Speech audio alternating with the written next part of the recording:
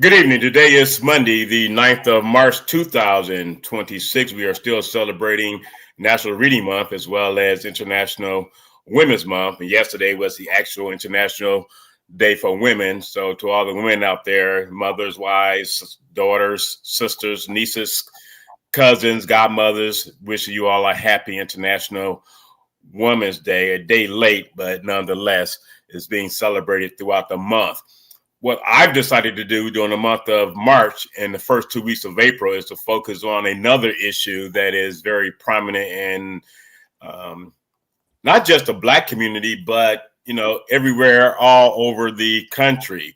There's a recent article about a young lady by the name of Makina Simonson, I think that's her name, from Lynn, Washington. I wrote about it today, comparing her to a young man by the name of Elijah Craft, who was focused and highlighted in Detroit, Michigan back.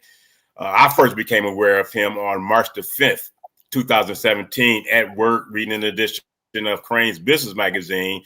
And I'm like, how in the hell can a 12th grade student be reading at a first grade level? So Makina out of Lynn, Washington is now suing the state of Washington for the fact that she graduated with 3.87 GPA, and she's a special needs student, but nonetheless, she has a 3.87. Well, she had a 3.87 GPA when she graduated, and she later found out that she was in no way close to being a proficient reader, which in essence, she was not a great learner that is indicative of a 3.87 GPA.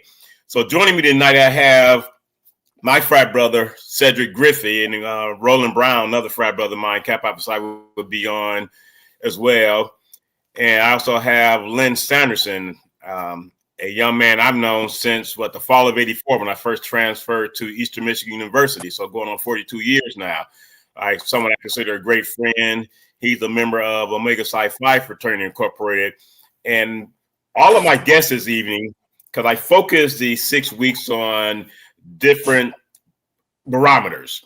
Last week I had Channel 7 Detroit, and the ABC affiliate in Detroit. I had the editorial director. Channel 7 in Detroit plays a major role in the literacy crisis by sponsoring a lot of literacy and reading events, giving books away. And Chuck Stokes was on last week representing Channel 7.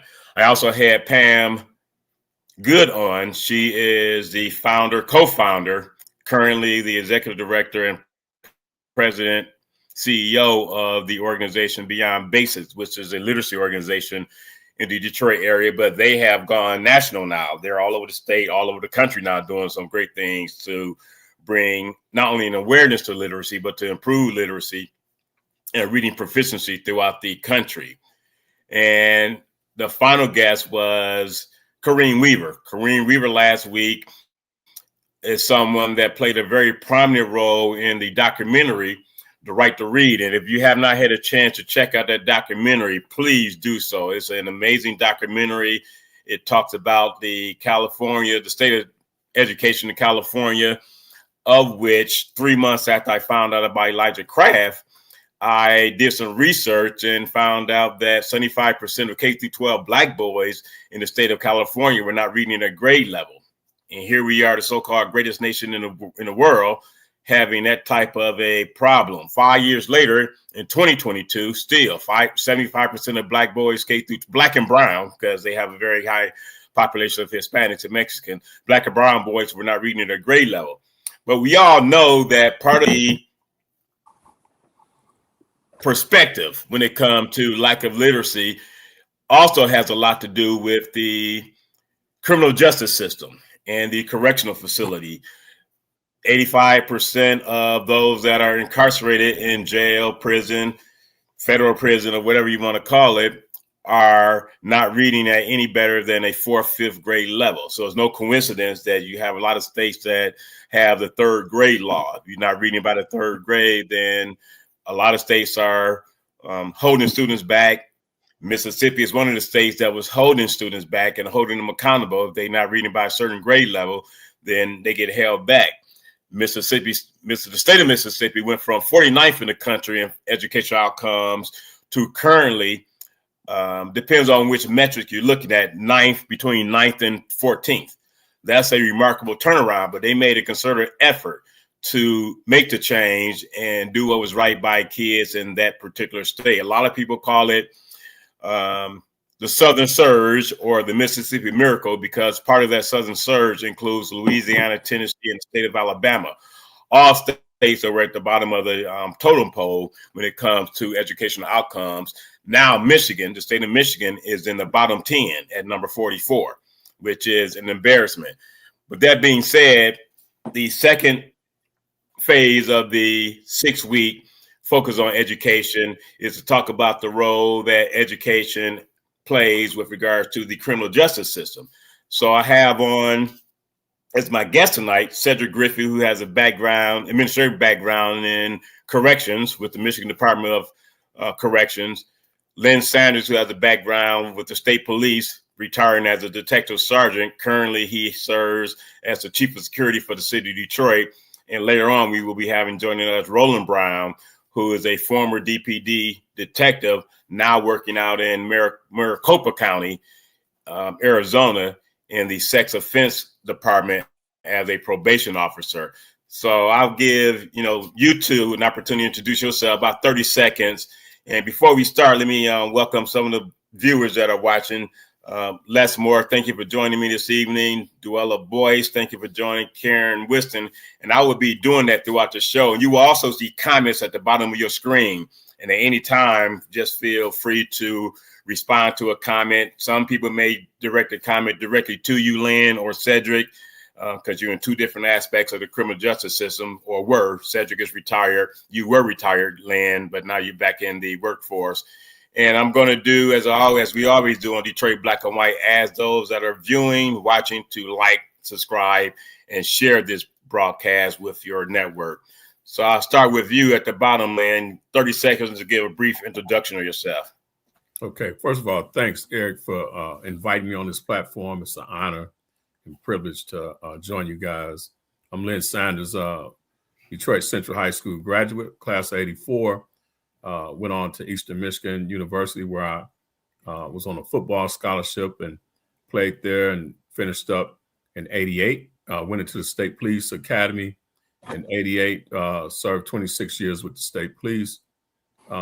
But throughout that time, I had an opportunity to coach football. So I coached high school and ran a youth football organization for about 21 years.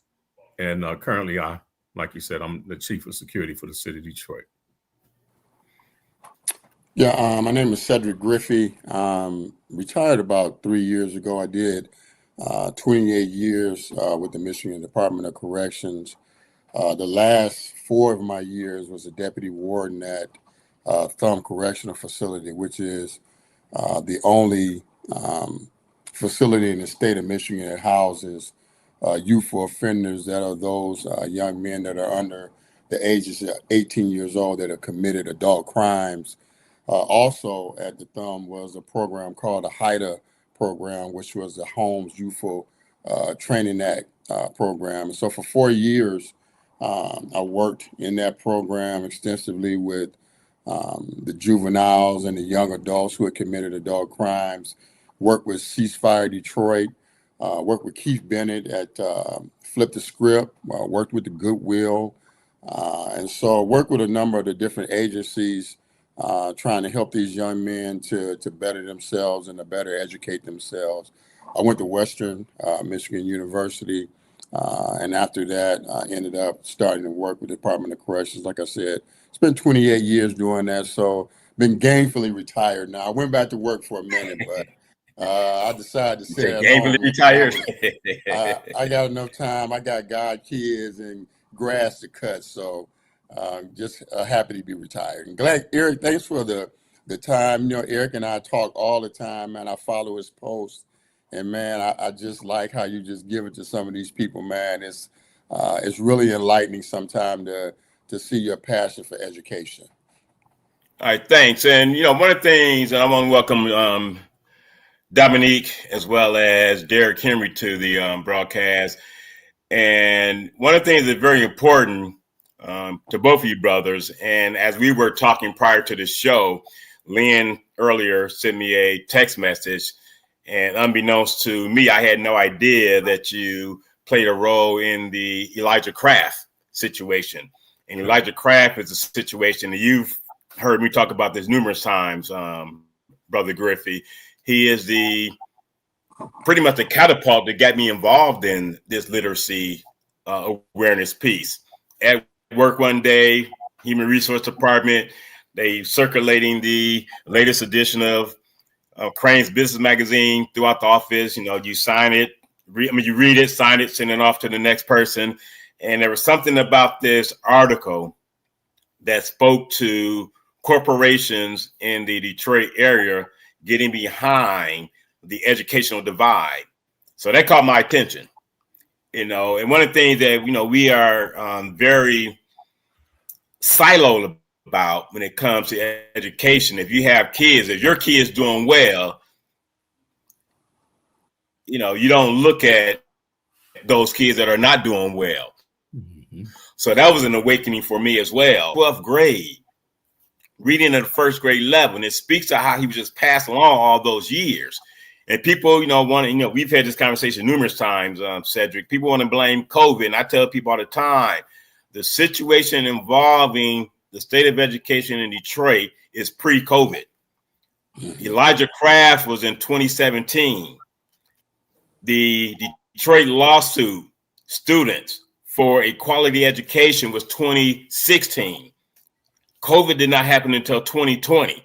So I get sick and tired of people blaming the pandemic, blaming COVID. No, these issues were happening long before then. Even a situation where there was a couple individuals from the Mackinac Posse Conference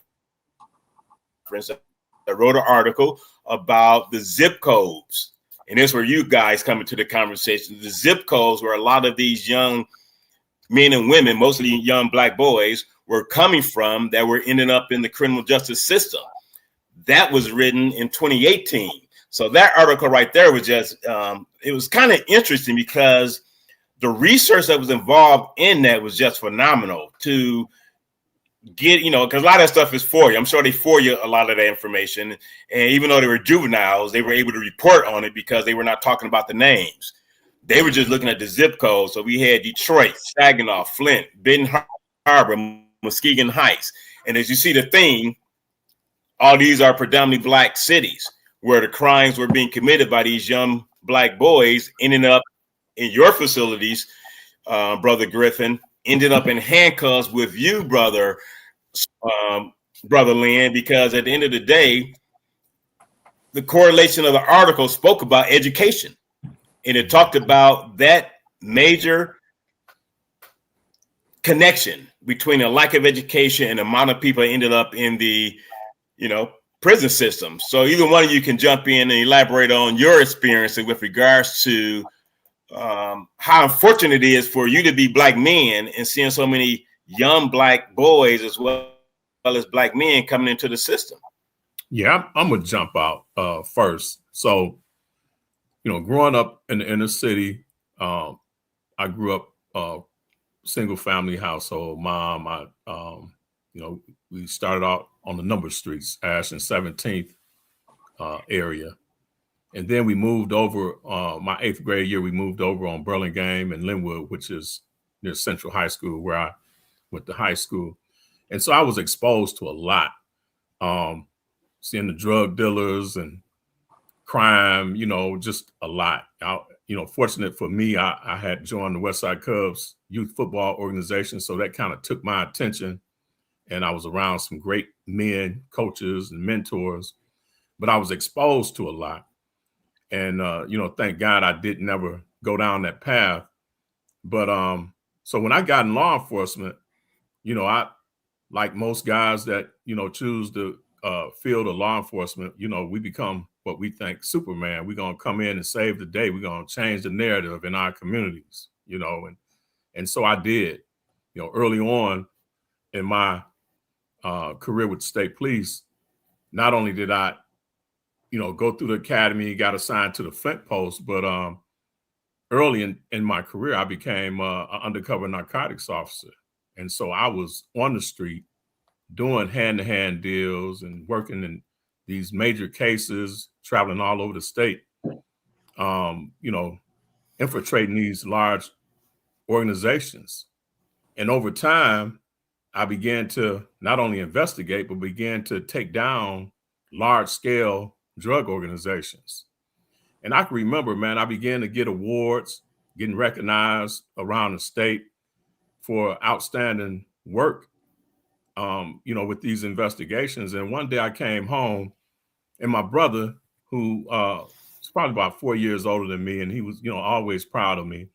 And one day we jump in the car and we're just kind of talking and riding, and we riding and talking. And before long, I realized that we coming up on Cooper Street in Jackson, and it was about 1 o'clock in the afternoon, and we, made that right off the freeway, went past the Jackson Post, and here we are at, Jackson Prison, and I could look over the fence, and as far as I could see was Black men on this yard, man. I'm talking about thousands and thousands of men, young brothers. And my brother, he said, man, I want to show you this. He said, because, man, I'm proud of you. You're doing a great job. He said, but at the end of the day, this is a result of the work that you putting in.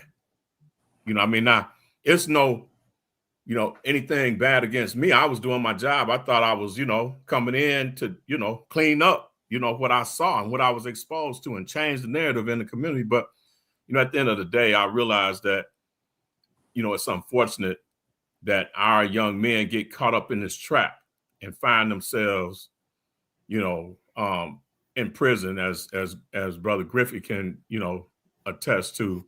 And at the end of the day, man, it's really about money, So the educational system is broken. It has failed us, but it's almost like we going right back into slavery, and so it's intentional. Well, the 13th Amendment pretty much speaks to that.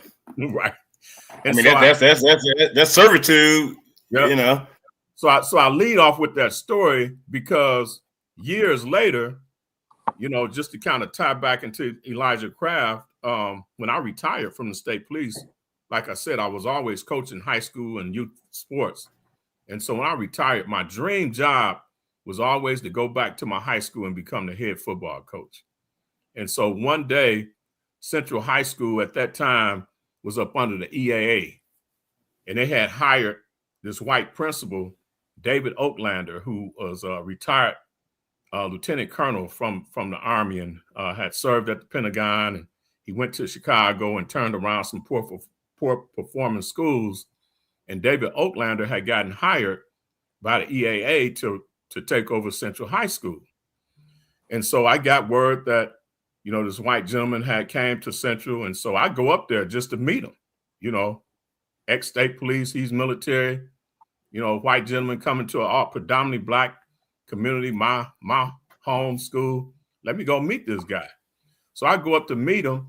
And as he's standing at the front door greeting the kids coming in, he got his hand extended to greet these kids, and they cussing at him, and they using these profane words and kind of calling him, out of his name.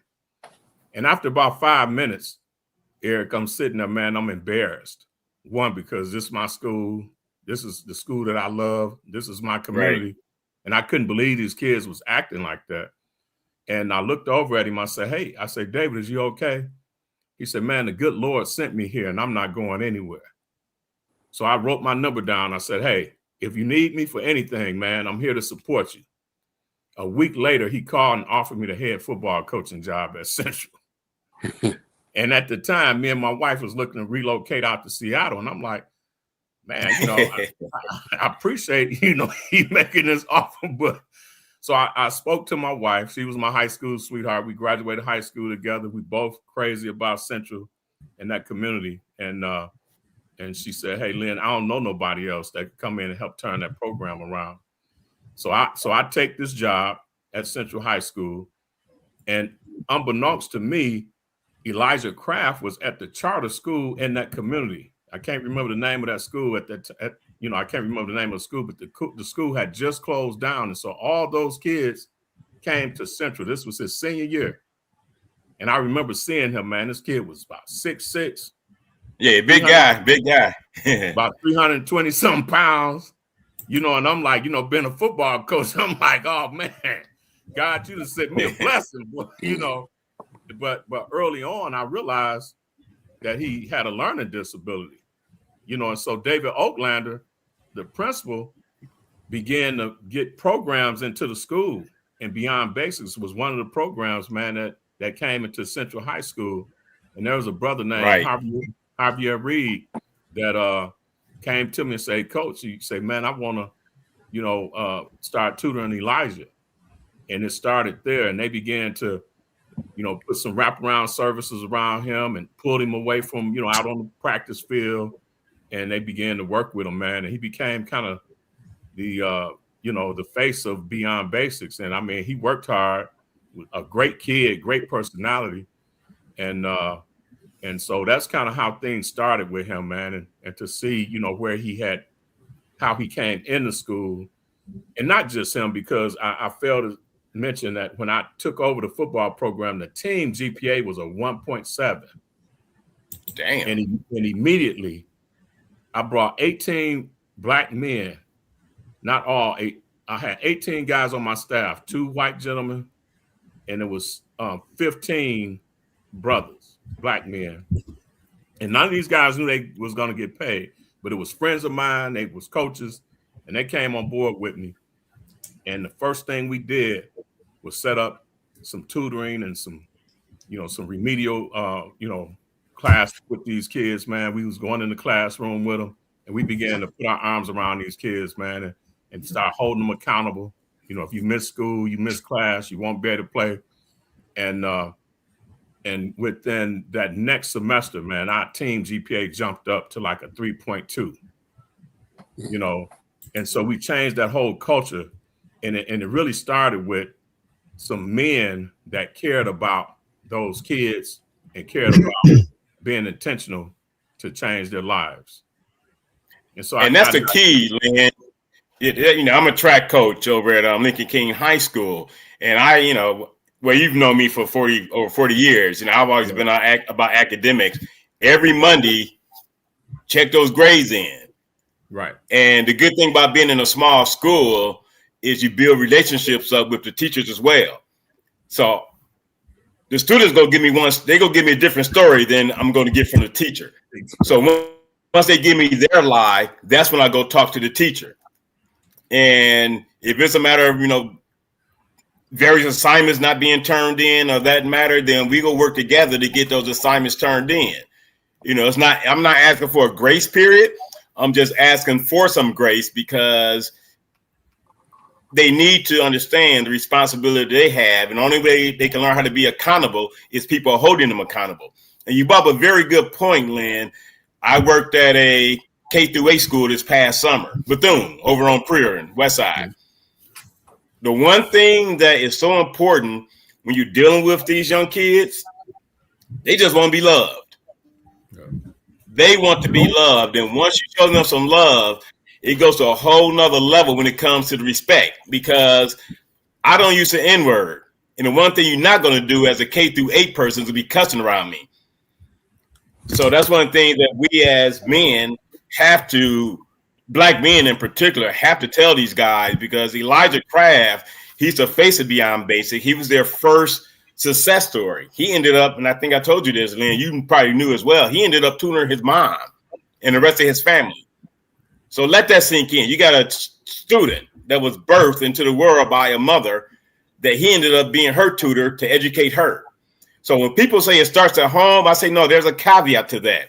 It should start at home. We fail to realize a lot of these parents were failed educationally as well. So it's no different than the Martin Luther King slogan about lifting someone up by the bootstrap. You cannot ask a bootless man to lift himself up by the bootstraps. You can't ask an uneducated parent to educate their kids because they are at a deficit themselves.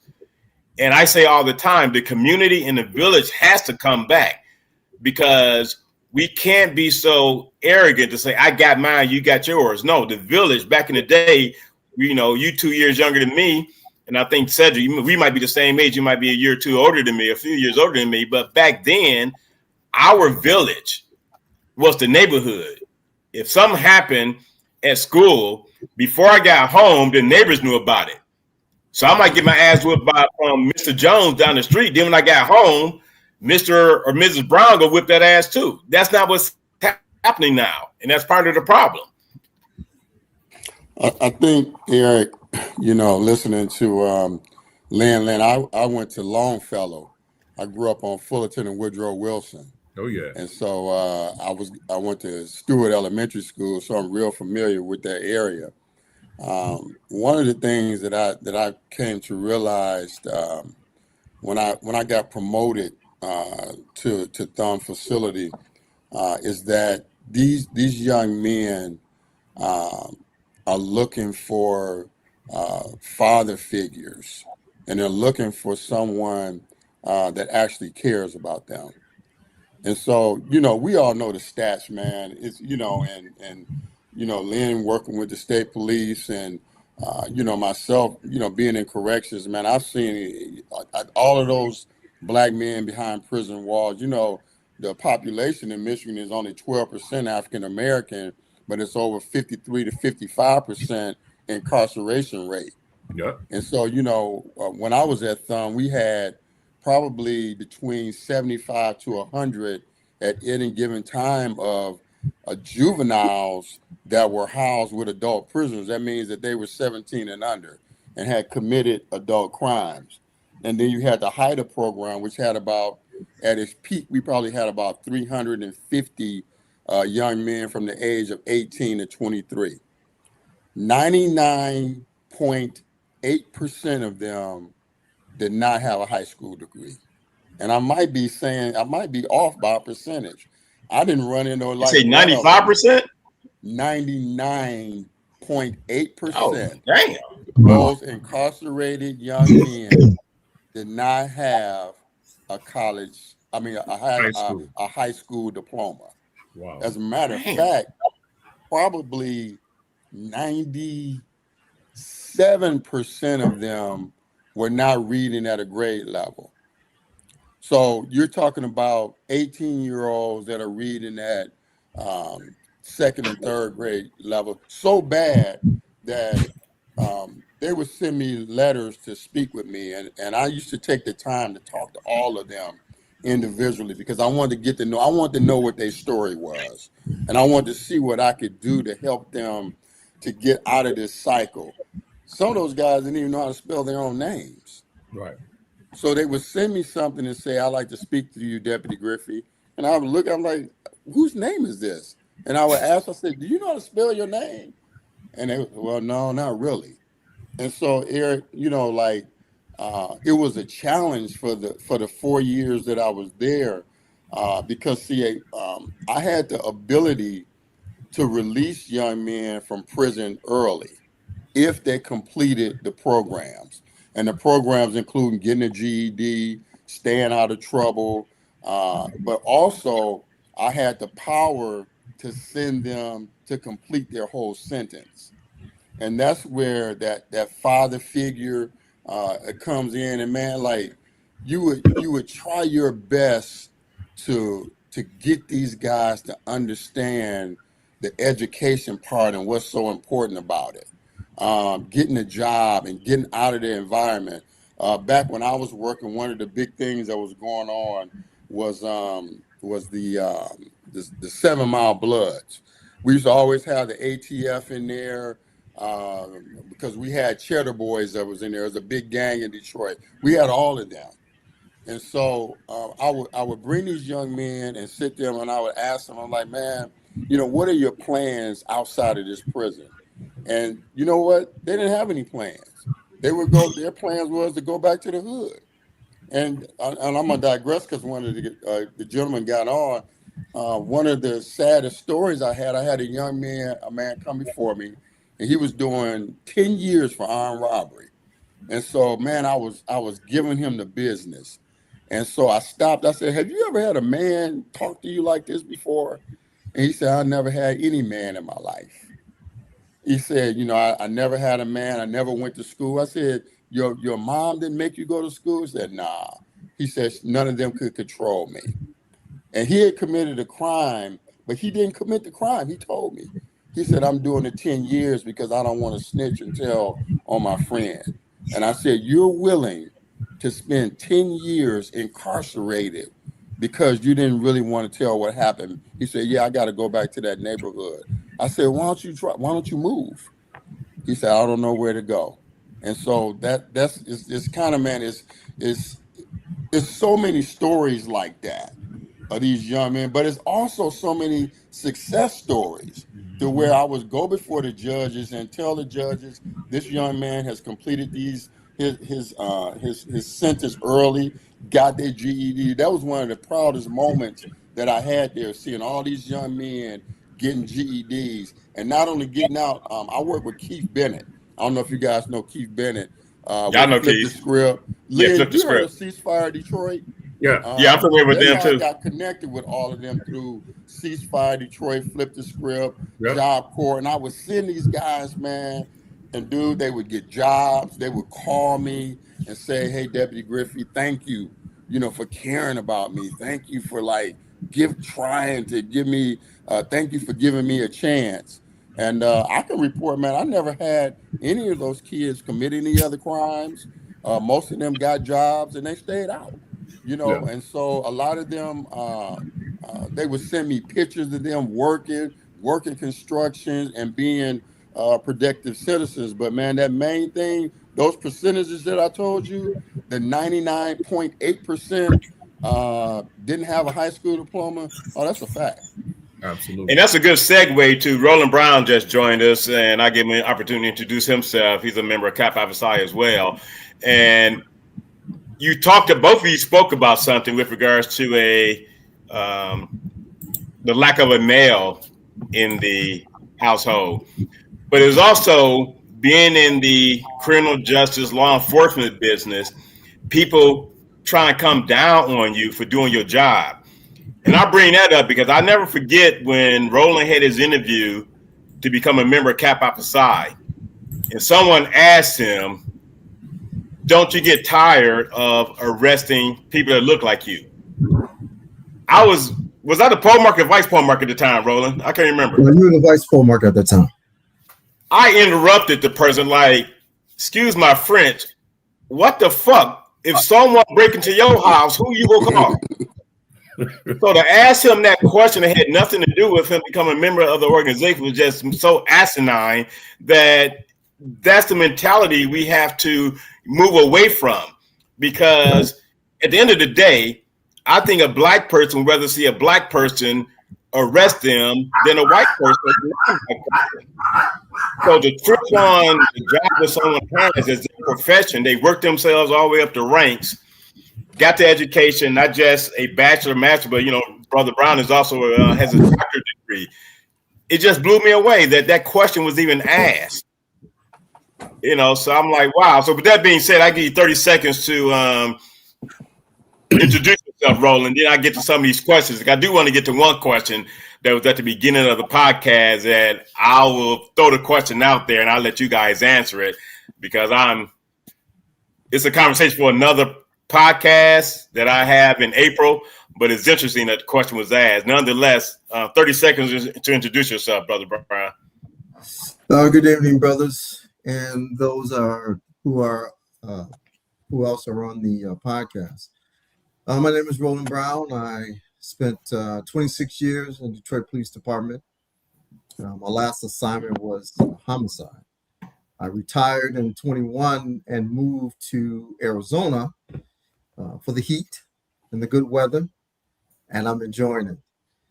When I moved here, before I left, I got a job working with the Mesa Police Department, and I was the director of homicide cold cases, and the job wasn't quite fulfilling, so I left and started working for the state of Arizona as probation officer.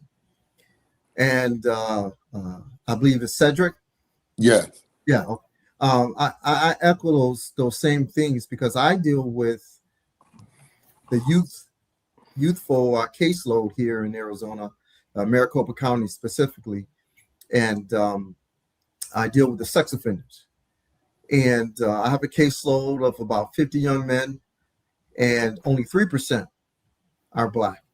And all 3 of my guys had no father figure in their homes.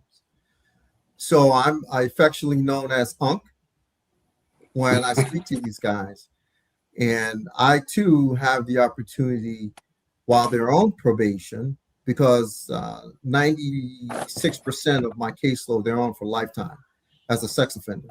Right. And I too can also go in front of the judge and explain to the judge that this young man has completed the program, he's completed treatment, he's complied with everything he's supposed to do. And generally after their first year, they take what is called a polygraph. And I have some of the toughest questions that are put to them as a probation officer with the polygrapher, so that I need to know that they are materializing or internalizing the stuff that they're learning. So, and the majority of them, they have no father figure. And I often at times have to deal with the parent, not parents, but the parent. And 100% it's just a female, just a mother. So it's very disheartening, considering the fact that here in Arizona, there's a very, very small population of African Americans here. I would say is roughly around 3 to 5% in a state where there's probably close to 4 million people. We're the 5th largest city in the country here in Phoenix. So it's very disheartening to see some of these young men and the things that they go through. And I am appalled, because when I have these young people, when I give them paperwork to sign, they print. They don't sign. It's everywhere. They print. Yeah. And that in itself is terrible. Our country is felonies, these young people, and I just don't get it. I just don't understand. But it is what it is. And it starts, like you said, Eric, it starts in a home. I mean, their parents, when I look at the parents, when I talk to these parents, I mean, it's almost like I have to talk to them like they're in the 5th or 6th grade, because they don't comprehend the things that I'm saying to them. And I'm just talking. I'm not using big words. And it's almost every time that I have to talk to them that I have to explain what I'm saying. And speaking of using big words, Les Moore put a comment in the comment section. Maybe it's because English is not a Black person's original tongue. And personally, I'll take exception to that, and you guys can chime in as you see fit. We've been over here for 400 years now, so there's no other language that we understand other than the English language. You know, when we go to class, starting in the kindergarten, some that go pre-K and they're taught their alphabets, phonics, fluency, and all that, we're being taught in the English language. But that's a conversation for when I had the teachers on August the 6th, and I could delve into that, because it is a interesting perspective, considering, you know, every high school and college class I've been in, with the exception of high school taking Spanish, has been the English language. Right. Yeah, I used to get teased a lot. My parents were together and they divorced when I was 12 years old. And coming from Philadelphia, I was often teased because of the way I spoke. I had 2 college-educated parents and grandmother that was college-educated, and a lot of my family members were educated, and so I spoke different. And a lot of people, when I moved to Detroit, used to always say, "Why you talk so proper? You Black. You talk like you're a white guy." And I used to tell them, "Well, how am I supposed to talk?"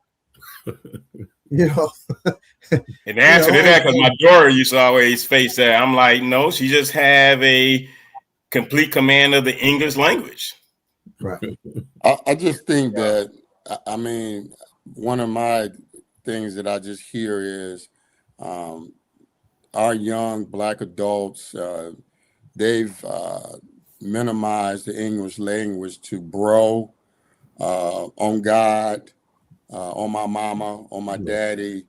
Well, they on numbers now, Cedric. They 67, and what's some other numbers they be using now, Lynn? Because because you're around young people just like me, and I have no idea. I don't know how's a number describing somebody. Man, and when you work in corrections, man, you really get an opportunity because I actually had the opportunity. I worked with the women prisoners, worked in level 4. I worked in 6 different facilities. And so, when Lynn was talking about seeing all of those Black men and all of that free labor that they were giving the state of Michigan, it was somewhat disheartening to see that because, you have a job to do, but you also try your best to be an example because you do have some people there that completely look at them as prisoners. And man, we one mistake from doing a lot of different things in our lives, man. If it wasn't for God's grace, they tell them where we might be. That's right. I mean, we grew up in the hood, man. I mean, let's just be honest. Amen. And so we're just some men that made it out.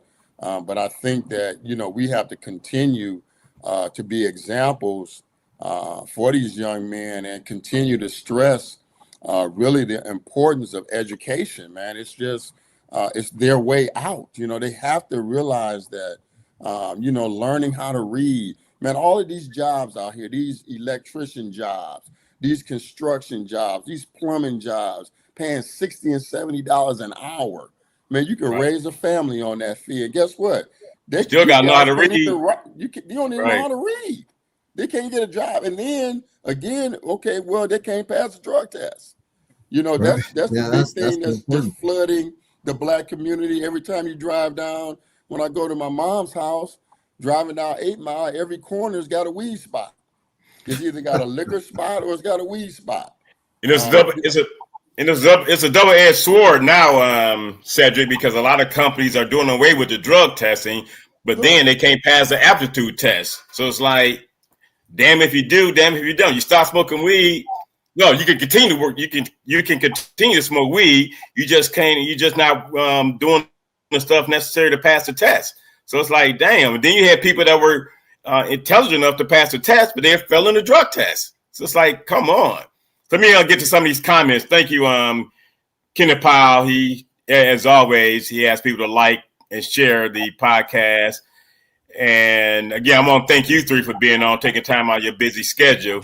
And I guess we had a miscommunication there, Roland, because you're on the West Coast and you guys don't participate in changing the clock back or moving it up. So I told you 6:30 your time, but it was actually 5:30 your time because we did just change the clock the past weekend.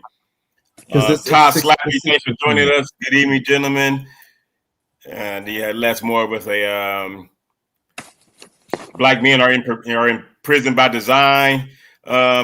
Yes and no, but Black men are committing crimes too. So it's certain ways to look at it. It's not like there's a lottery and they want a ticket to go to jail. Their ticket was the crime they committed, so that's why they're there.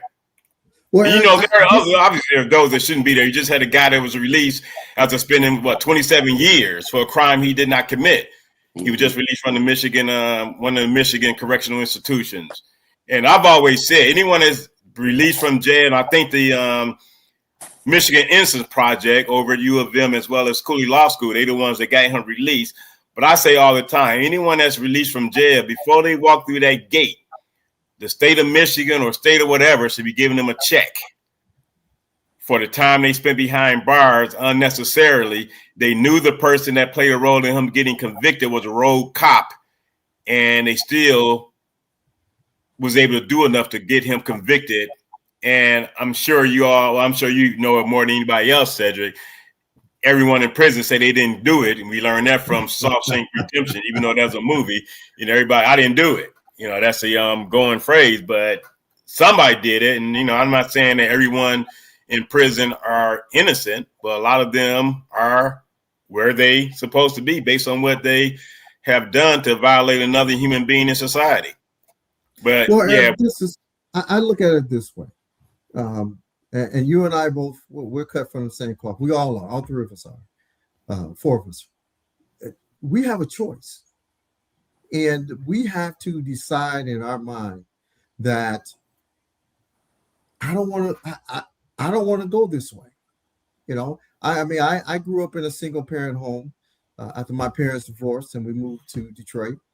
And we, you know, I made it a conscious decision as well as my brothers that, hey, you know, I don't want to live this way. You know, I want the same things as everyone else does. So I set up in my mind that I want to be successful. Too often, young black men decide that they want it now. They want the money now. And we as older people, we have to empower our young men that they got to make good decisions. You know, you have to think about the things that you want in life. You know, nobody's going to hand you a check to buy a home. No one's going to hand you a check to buy clothes. And so if their mindset is set on I want it now, we're never going to get anywhere. We just won't. You know, I mean, there are a lot of things I want. Hell, when I retired from Detroit, I didn't want to work a second job. You know, I didn't want to have to get another job. I wanted to enjoy, you know, my retirement years. But unfortunately, someone that was in office at the time in Detroit decided that they wanted to steal money and took away my insurance, my health benefits. So that's the reason why I decided, like, you know what, I'm still young. You know, I was still in my late 50s when I retired. And so I decided, like, hey, man, I still got a few more years left. And I want to, you know, if something should happen, you know, I need the insurance. And so that's why I went back. But I tell my grandsons, I have two grandsons, you know, both are in college.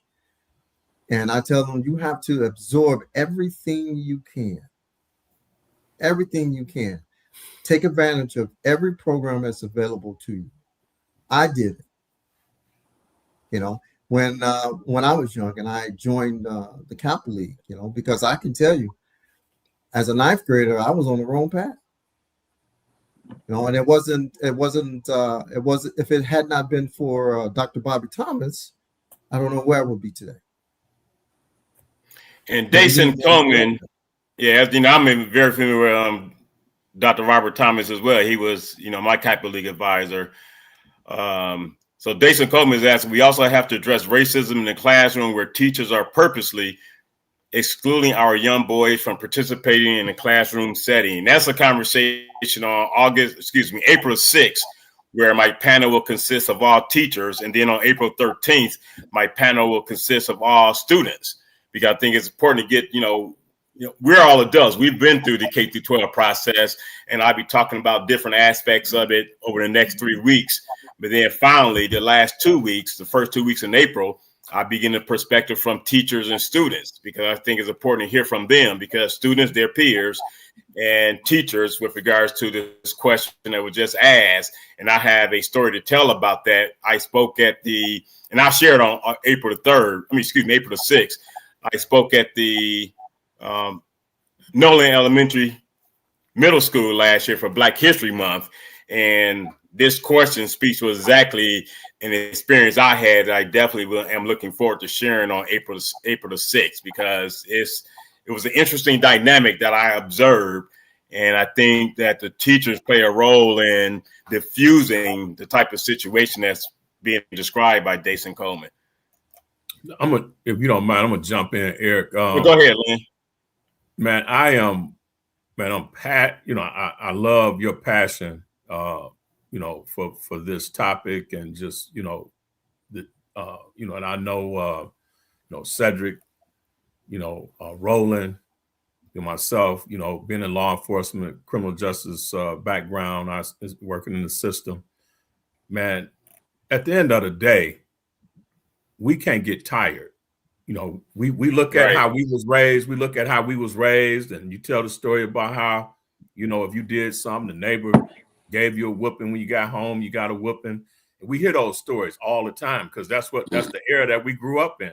It's not like that no more. And so we have to adjust. What I learned when I went back to Central High School in 2016, when I came in there, was not the Central High School that I went to in 1980 as a freshman.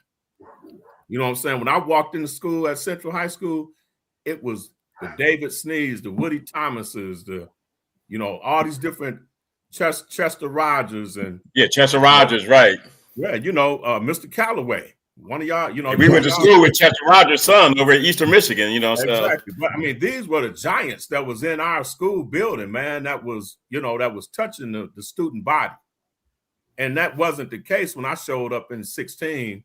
I had to bring in 18 men on my coaching staff. I only had 30 kids on the football team. Didn't have a JV. And I brought in 18 men that knew they wasn't going to get paid, that was passionate about what we was about to do, and we worked together. And so what happens is, especially with educators, man, because everything is so broken and they so tired and beat down, all we do is talk about it now. Yeah. Everybody is tired of putting the work in. Right. And that's where the frustration comes in. And so there's a scripture that out of Galatians that says, we can't get weary in well doing. We got to keep fighting. We can't wait till now we at this age, and some of us retired and some of us still working, and we educated, we didn't achieve some things, and now we want to step back. Now is the time when we got to start pouring back into these young men. And that's why, I'm passionate about the mentoring program that I'm leading.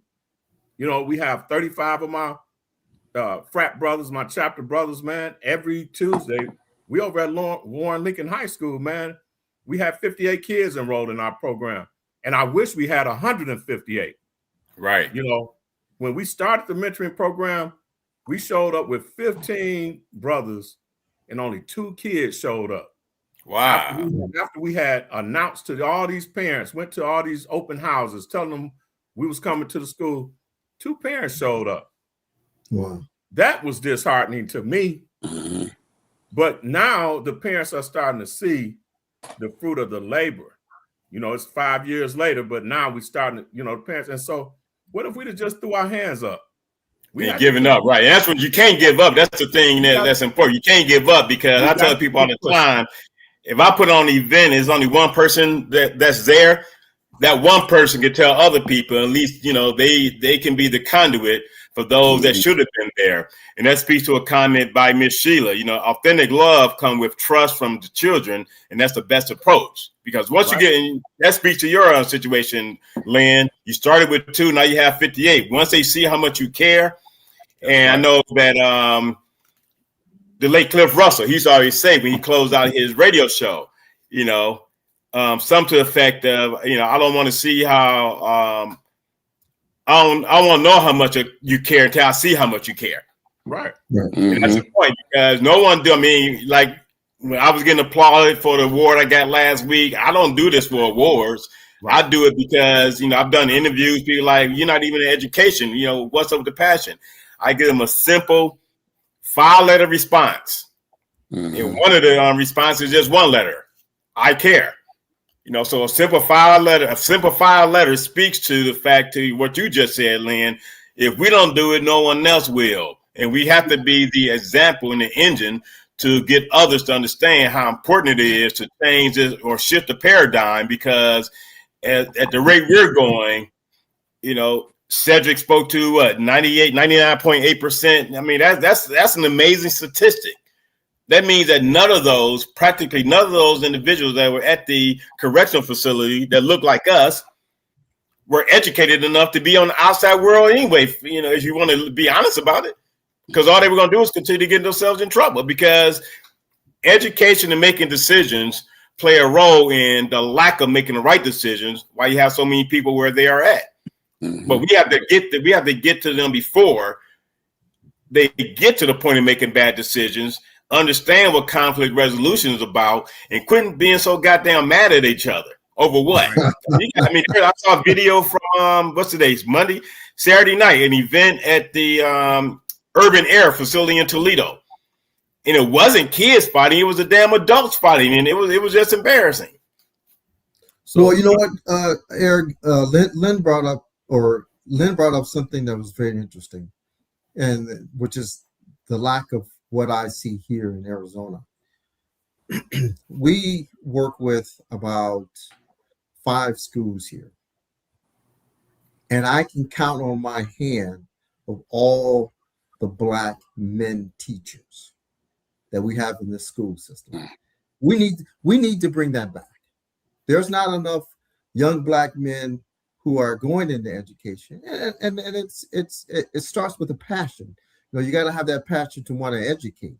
And I don't think that this country alone is putting too much effort into giving teachers what they deserve. And that's the unfortunate thing.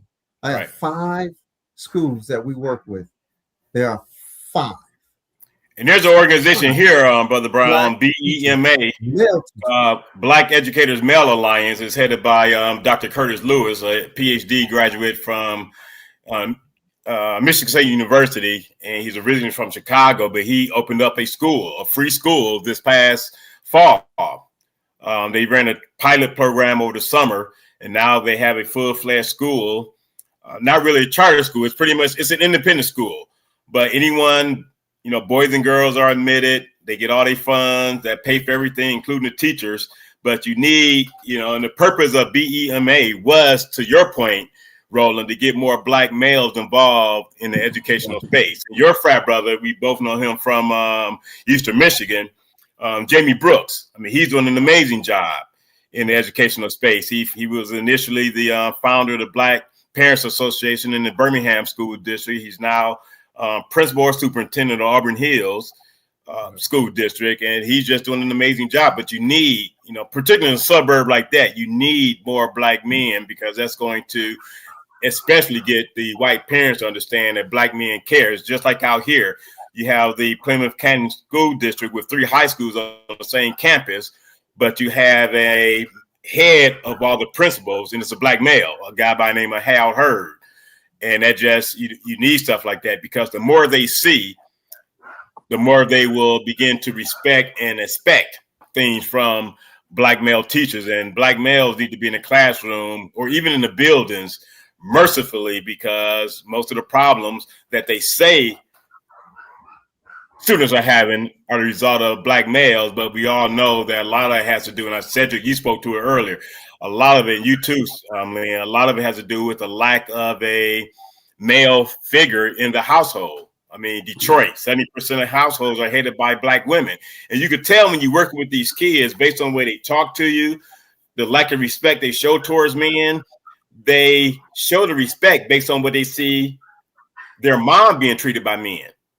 Because there's nothing for these young kids to call a young lady the B word, the C word, you know, bitch, cunt. They see that and they don't respect it because that's what they see. And then when they see their mom around, you know, Tom on Monday, Robert on Tuesday, Fred on Wednesday, that doesn't bode well either. And when those men come around, they're not giving these young men any tips on how to be a man. Not at all. Not at all. And so I'm sorry, Lynn. No, go ahead. My godson has a program. It's called the Warrior Academy here in Detroit that works with a lot of the young youth. He actually works with the charter schools, but he's actually expanded to Illinois. And so he actually goes from not only here in Michigan, but he goes to Illinois, and he has 1,000 young Black men that are in his program.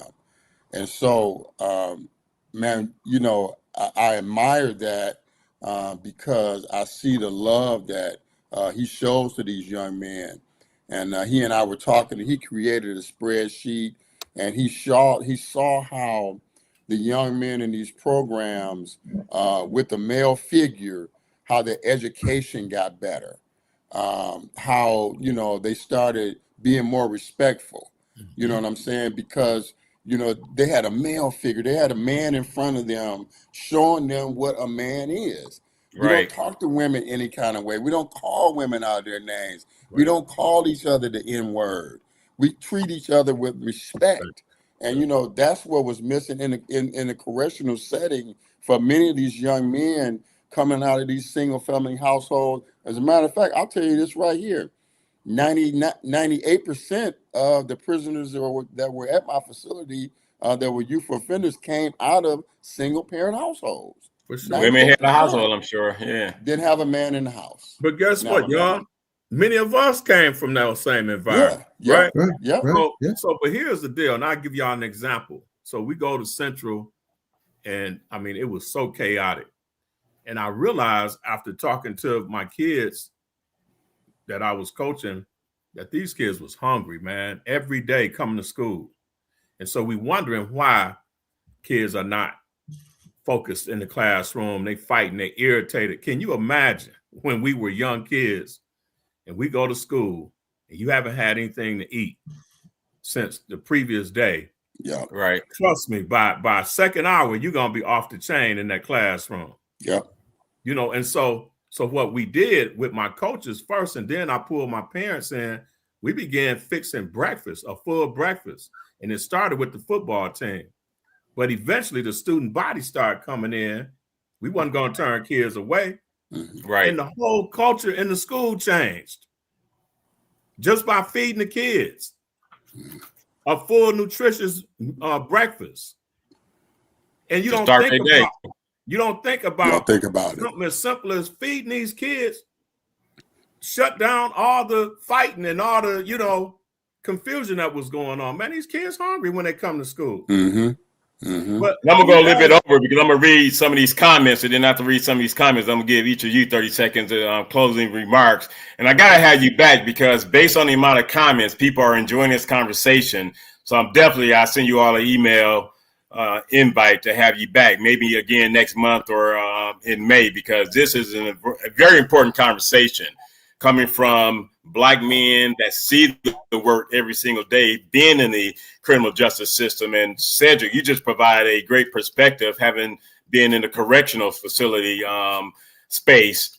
You and your wife, I forgot to mention, I know your wife was in that space too. And prayers for your mom. I know you told your mom had a health situation, so I continue to pray for her. But I'm gonna read some of these comments because people do take the time to read, their schedule to watch the show. Then after that, I'm gonna give each of you 30 seconds to give a closing response. So here go one of your central compatriots, Lynn, Ebony, and hi, thanks for joining the show, Ebony. 1000% agree. Love on the kids. I worked in the DPS for 9 years, EAA for 4 years, and I've seen a lot, especially at Central High School. These students are looking for love, guidance, and understanding. Another comment from Galen, who is also a Galen Hardy, Eastern Michigan University alum. What up, E? Les Moore. Sad but powerful conversation. That speaks to, the comments. I mean, there are numerous comments. I probably won't be able to get to all of them because I'm already over a little bit. But he's right. And, I'll send you guys a copy, a recording of this, and you can share with your network because, again, these are the type of conversations that need to be had. We spend so much time talking about politics, don't matter. Spend so much time talking about the greatest athlete, don't matter because you didn't see all of them play. You wasting your time talking about Dr. J, Julius Erving, and all those guys. Singers, don't matter. Let me see. Vic, appreciate you joining, Vic. Without the basic ability to read, the world is such a small place. That's what these stories are telling me. And you're right. All of us have stories to tell about experience that we have had with kids. And me being in the human resources field, I forgot which one of you mentioned it, but signing a document is a lost art.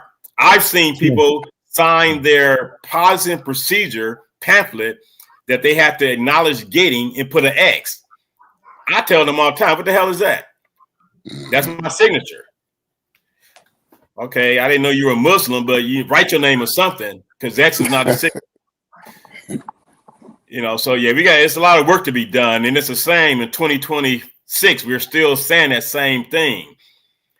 It was a great question though. Yeah, it was a great question though, Les. He goes back to talking about the English language. And again, you listen every week. So on April 6th and April 13th, April 6th specifically, when the teachers will be on, that would be a great question to bring back up, Les, and ask the teachers when they are the panel, because I'm sure they have some very interesting answers.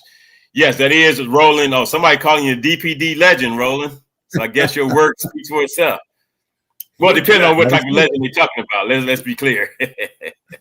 Lewis Jackson. The good legend. Trust me. Lewis Jackson. Lewis Jackson. So that's Lewis Jackson Jr. So if you know him. I know. Tamara Kemet, she listens every week to all shows on the Black and White channel, Monday, Wednesday, Friday, and Saturday. Appreciate you for listening this evening. And this is a very important conversation. So I'm going to definitely send it out to you all so you can get out to your network, because, the comments are, there are a plethora of comments. And you'll be able to see the comments when you see the replay. And you have any issues that you want to direct something to directly, when I have you back on, we can bring those comments and questions back up.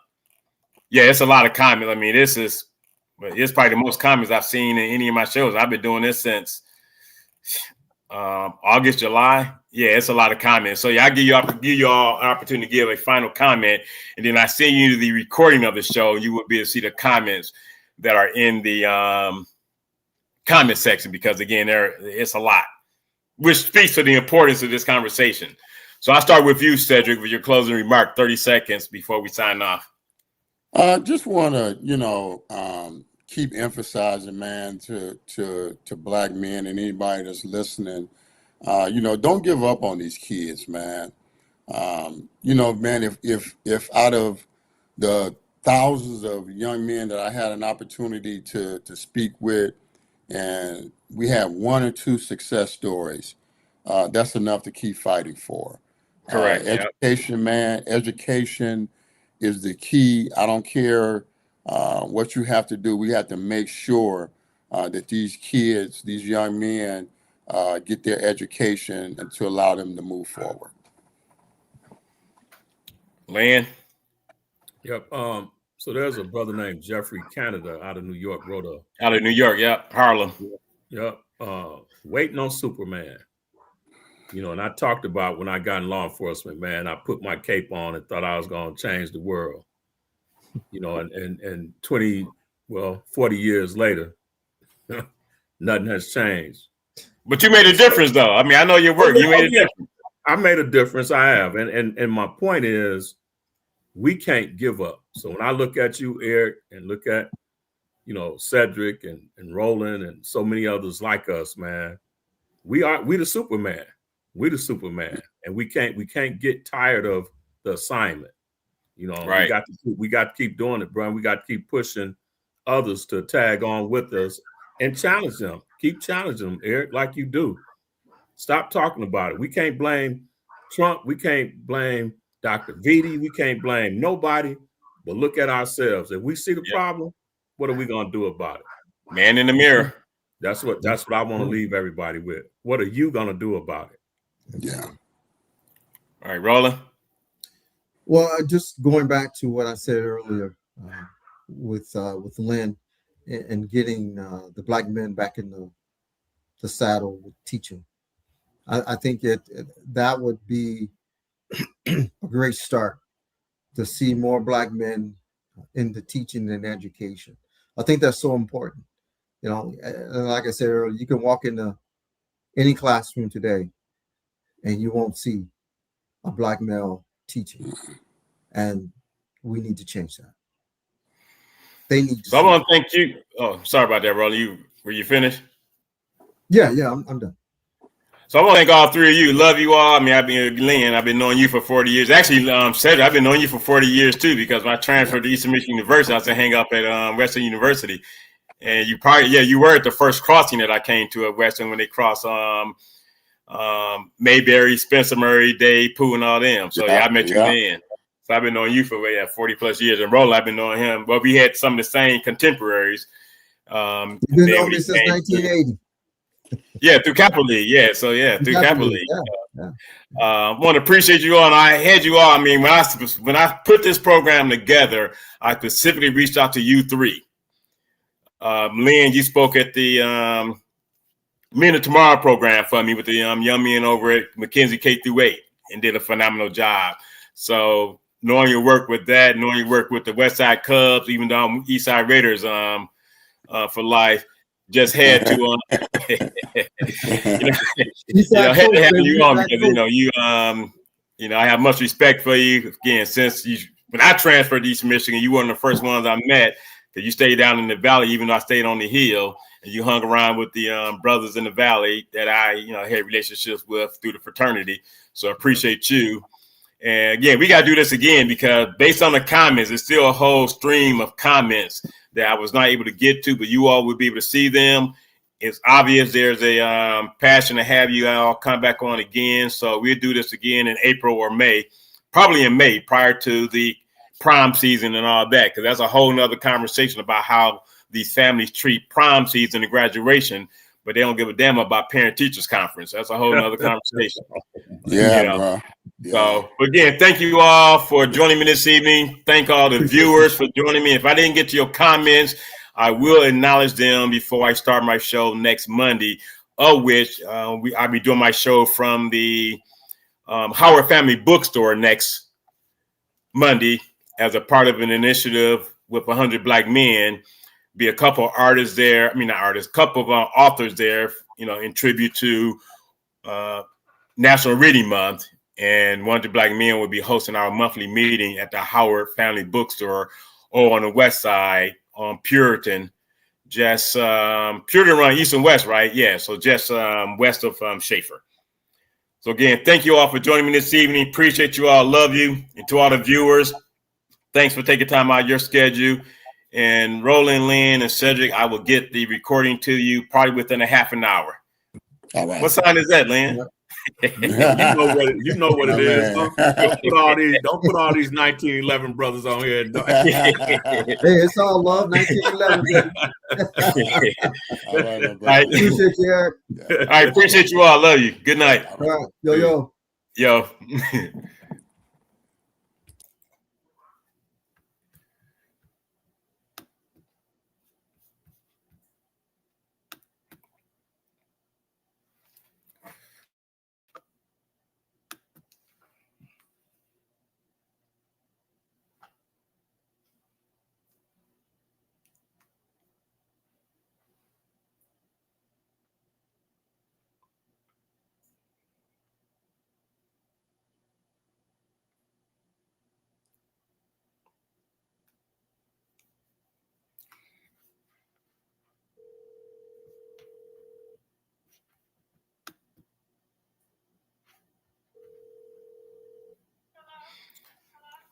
Hey, well, you answer the phone like you were mad at somebody.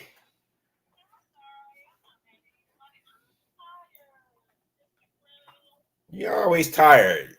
You better take some, cause you be waking up in the middle of the night, don't you?